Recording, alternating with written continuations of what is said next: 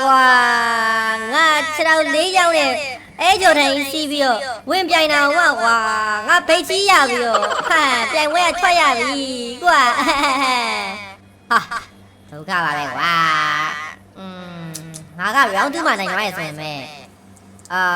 စမတ်နဲ့ခိုင်တို့ကလည်း round 1နဲ့3မှာသူကနိုင်ထားတယ်ငါ့ကိုအမှတ်တူနေပြီထင်တယ်ဘာမှစိတ်မကောင်းဖြစ်ပါနဲ့ဗျာ